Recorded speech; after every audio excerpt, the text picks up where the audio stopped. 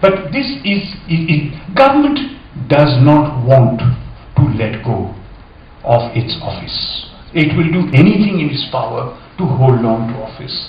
And the opposition will do anything in its power to obstruct the government in whatever it tries to do.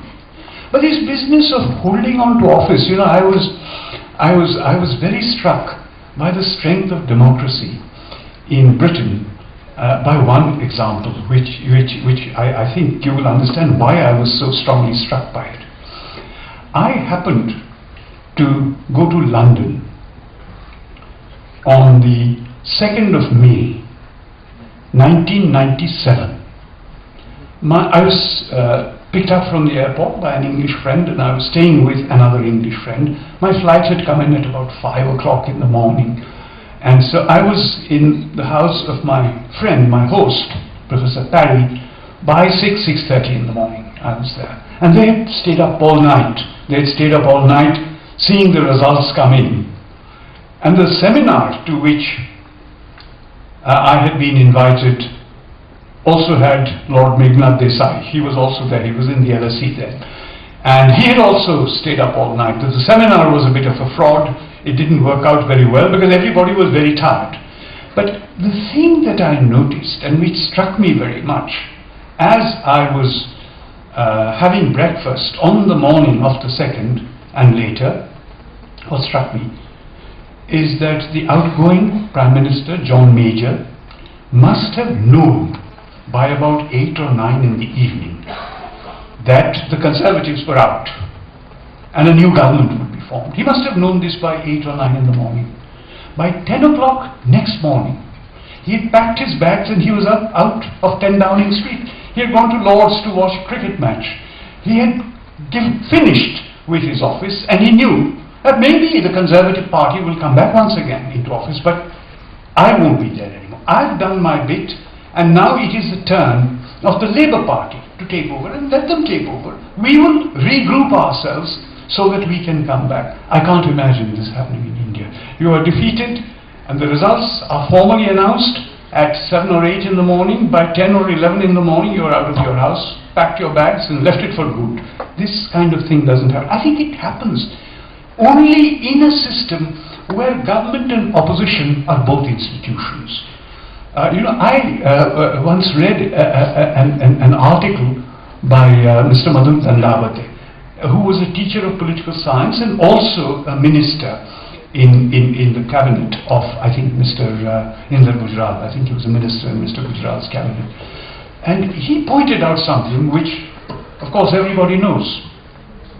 In the United Kingdom, the leader of the opposition is called the leader of Her Majesty's loyal opposition. The opposition is supposed to be loyal to Her Majesty, not loyal to the government, but loyal to Her Majesty. There's something that stands above both government and opposition, to which both government and opposition have to be loyal. And the opposition in Parliament is called Her Majesty's loyal opposition. But to whom is our opposition loyal? I don't really know. To whom is our government loyal? I don't really know. You know, I mean, these are things that we have to keep thinking about.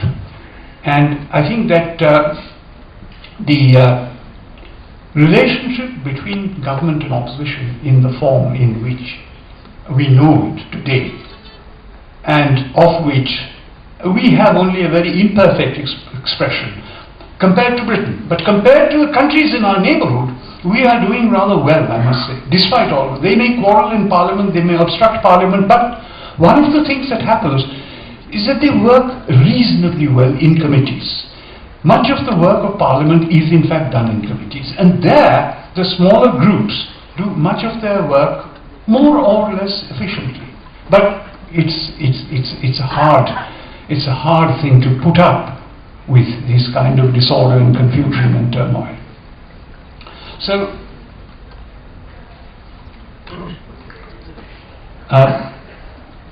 the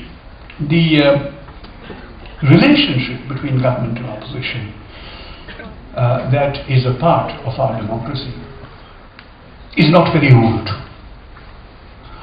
The point I want to make about opposition about the opposition is that opposition against the established authorities is a feature of every society.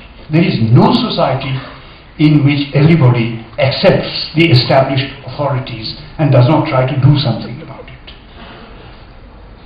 But there is something peculiar about democracy.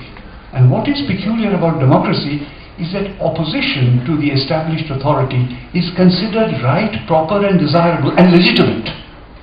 And the opposition is institutionalized. It's not simply considered right, proper and desirable, but it is institutionalized.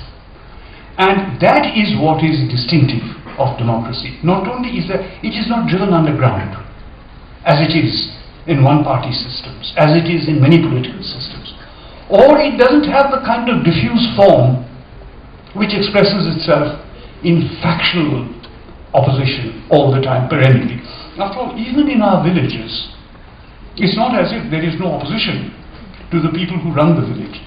But that opposition is expressed in a very different form from the way in which opposition is expected to express itself in a democracy. It is institutionalized. And that, I think, is what makes the difference for democracy. But this institutionalization of the opposition is not a very old thing, even in the Western countries. And that is why I think that modern democracy begins with the institutionalization of opposition and with the institutionalization of the relationship between government and opposition. And that comes with the significant part which the political parties begin to play in the operation of democracy. And that is not all that old. You know, in England, which is the oldest in this respect, the party system became crystallized only by the beginning of the 19th century. And it became crystallized partly because of the extension of the franchise, the need to mobilize support in an organized way. But the first political parties began to act as political parties only from the 1830s, 1840s onwards. And we were fairly early in creating a political party, the Congress Party, which was created in 1885.